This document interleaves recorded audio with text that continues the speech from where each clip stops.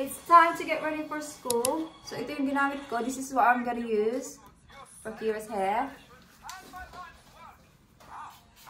I got it in Superdrug for £3. Para medyo it's not gonna be really hard to brush. I'm going to speak English when I'm with Kira. So she can understand.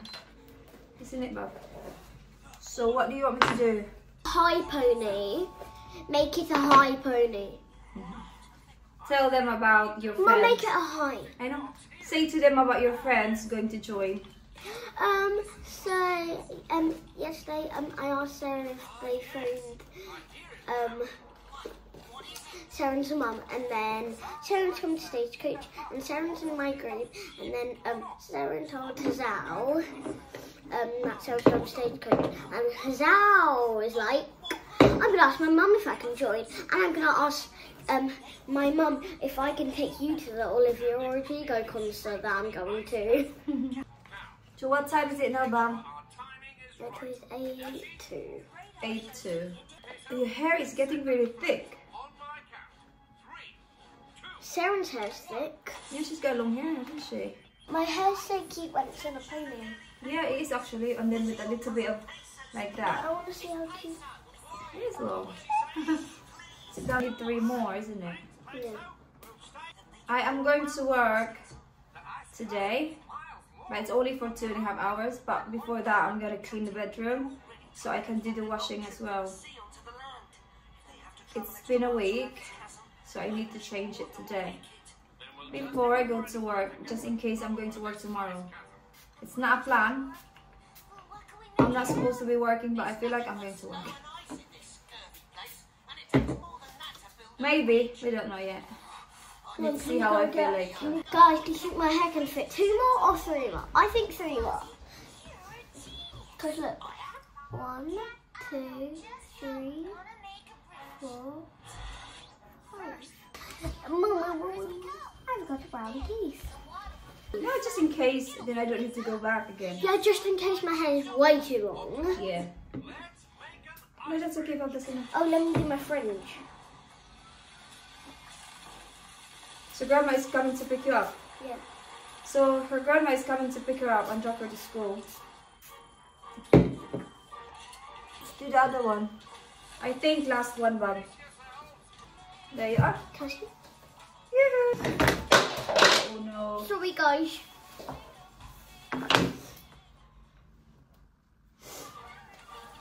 Let me spray again, Bob. I see what it would look Then you need to wash your face and brush your teeth. So katatapos ko lang ayusan si Kira para sa school. So ilagay ko muna itong mga labahan ko kasi magpapalit ako ng beddings today bago ako papasok sa work. Kasi dapat bukas, kasi diba sabi ko may day off ako sa Thursday. Pero feeling ko mag-work ako bukas. Kasi wala naman akong gagawin at saka sayang din. So unahin ko muna itong mga colored kasi ito yung beddings. Kunti lang naman yan kasi nag-washing na din ako kagabi. And then itong mga puti, mamaya na yan kasi meron pang mga puti dun sa kwarto. So yan lang muna ngayon. While maglilinis ako sa kwarto, naka-washing din siya. Ito yung ginagamit kong panglaba. Fairy non-bio. Kasi pag hindi kasi non-bio, nangangati kami. Hindi nalagyan ko din yung ganito. Yung nabili ko ng isang araw. Para mabango. Kunti lang.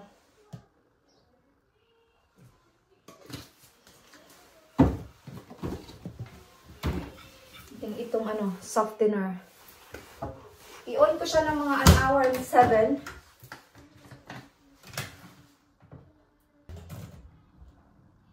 So, balikan na lang natin yan mamaya. After 1 hour. And then, ito yung mga puti. Tapos, kailangan ko pang maghugas ng mga kinainan namin kayo ng umaga. Pero mamaya na yan pag nakaalis na si Kira. So, itong una natin gagawin is papalitan natin itong fitted sheet. So, ito yung gagamitin ko. Mag-white beddings ako today. So, naplansya ko na siya nung Sunday. Yeah. Sunday afternoon kasi wala akong ginagawa. So, nagplansya na lang ako para gamitin ko siya today. So, si Kira nakaalis na. Kaya, it is time to do something. Huwag sayangin yung oras, guys, kasi madali yung oras. Tapos may pasok pa ako mamaya, di ba? Grabe yung energy.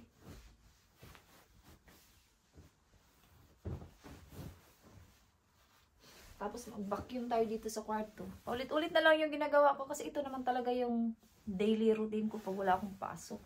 Kahit may pasok, di ba? Papasok nga ako pero naglinis pa rin ako. Maganda pag i-plancha mo yung mga beddings kasi malinis tingnan. What? May maingay. Once a week ako nagpapalit ng beddings. Yan talaga yung weekly job ko. Every week talaga ako nagpapalit.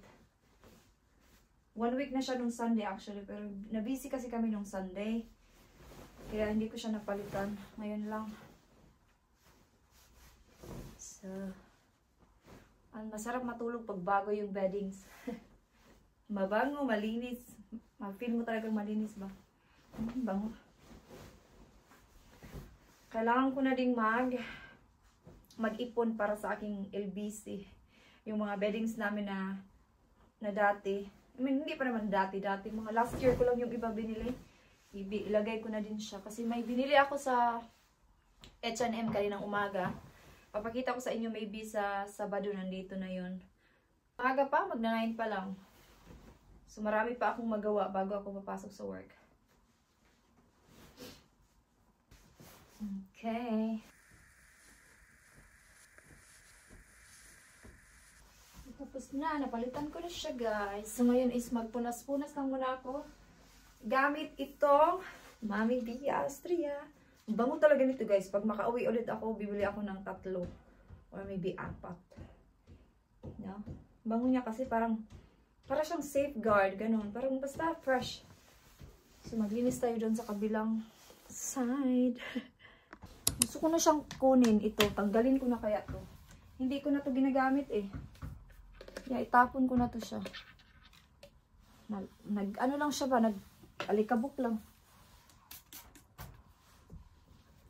Parang sira na din kasi yan. Every time na inoon mo siya, wala pang 1 hour. Off na. So, parang may sira nga siya.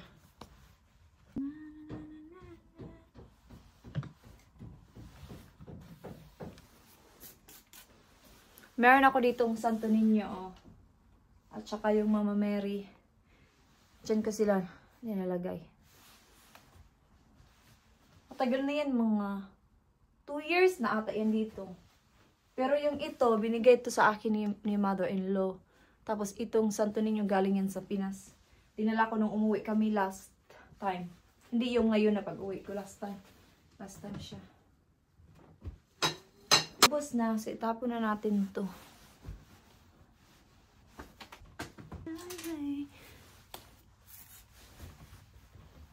Nasa natin dito ba?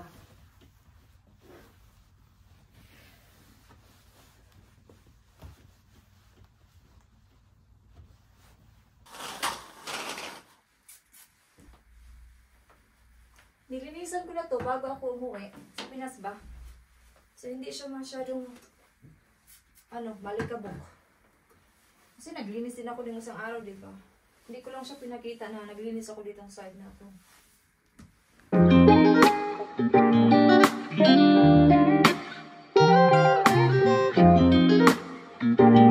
Malamig pa rin talaga. Marami pang nakakoat.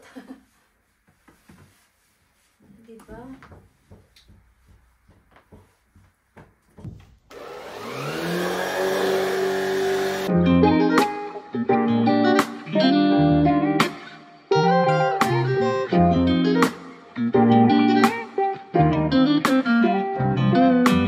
So, na-load ko na yung mga puti, pero kailangan ko pa siyang i-wash ulit. So, ito is, ano lang to, mga 38 minutes.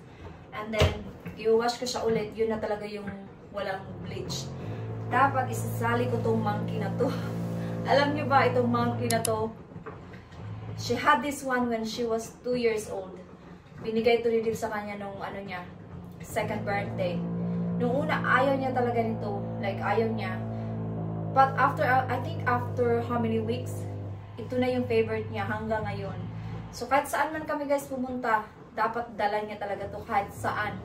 Nakarating na to ng Pilipinas, Turkey, mga London, kahit saan. Basta kahit saan. Basta lagi siyang kasama. Kasi pag nakalimutan to, dapat talaga babalikan namin siya. Or else, nagtatantrum talaga si Kira pag wala itong monkey na to. So, nakalimutan ko siyang i-wash. Dapat kasali siya dito. Siguro mamaya na lang sa second load. But, kailangan dapat matuyo na to bago si Kira uuwi. Or else, magagalit talaga si Kira pag nalaman niyang nag-washing si monkey. Para siyang si ano ba? Si Hazel King? Ano yun? Hazel King? Parang ganun sa YouTube din. Diba yung mayroon din siyang dog na winawash din ng mama niya. Tapos nagagalit siya. Ganyan si Kira talaga. Nagagalit siya. Kaya pag nilalabhan ko siya, dapat wala si Kira. Kasi kahit nandito siya, or kahit tinatanong ko siya pwede bang laban, ayaw niya talaga. So ngayon nalabhan ko siya. Kasi as you can see, marami na talaga. Marumi na siya. O, tingnan nyo, oh. Pero kahit naman labhan to, hindi talaga to nawawala. Unless kung i-brush ko talaga siya, no? Pero yeah, tingnan natin kung ano yung mangyayari mamaya. Pero for sure, hindi ako makakapag-vlog kasi magagalit talaga si Kira pag hindi pa tutuyo. So dapat matuyo to mamaya. Kailangan na talaga siyang labhan. Tingnan nyo, soft niya na yung mga paa niya. Sabi ko nga sa kanya, bilhan namin siya ng bagong monkey. Yung ganito pa rin ba? Pero bago na. Pero sabi niya ayaw niya daw. Ito lang daw talaga. Kaya nga nung umuwi kami sa Pilipinas, sabi nga namin yung mga taga-amin ba, hala, di ba yan yung monkey na sa picture? Kasi nga dala-dala niya to. Hindi pwedeng hindi talaga. Di ba no? Kaya labhan kita ngayon, monkey. Let's see. On the way na ako ngayon sa work. Cross muna tayo. So, ano na? 11:25. Yung work ko is 11:30. Nandito naman ako sa labas. So, I'll see you later guys pag natapos ako ng 2. Bye-bye! After 2.5 hours, I'm back. So, ipakita ko lang sa inyo itong binili ni Dave sa Amazon. Ano naman to? Ano ba sa air fryer ba? Para yung papel ba niya? Kasi naubos na kasi yung una namin. So, ito. Kasi magluluto ako mamaya ng manok na wings. Ito yung dinner namin mamaya ni Kira. Tapos mag-rice kami. Sinabi ko diba na hindi ko siya pakakainin ng manok. Pero try ko kung meron talagang reaction. Binabad ko lang siya sa Mamasitas. And mamaya masarap na to kasi nababad na siya ng ilang oras. Nandito na si Kira. Nakalimutan kong ilagay siya sa ano? Sa sofa. Narinig niyo ba umiiyak?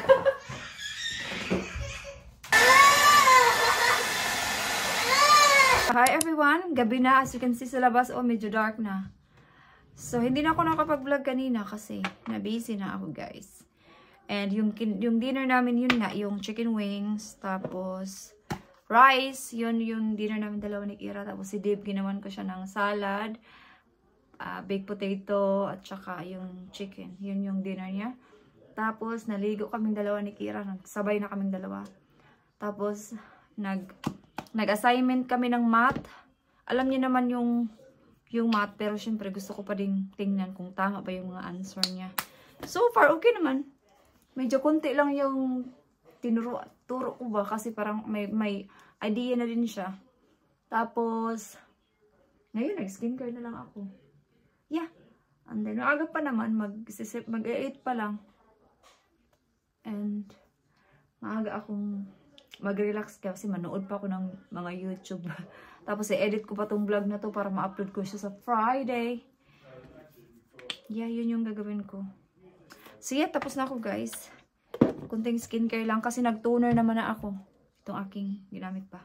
Hindi ko lang napakita kasi while nag-assignment si Kira, nag-toner din ako. So hopefully hindi ako papasok bukas, mag-relax ako kasi papasok ako sa Friday at saka sa Saturday para may day off naman ako, no? So, baka bukas mag-makeup ako ba? Video ako mag-makeup. So, yeah. So, i-end ko na dito yung vlog. So, thank you so much guys for watching. And I hope to see you guys on my next one. Good night!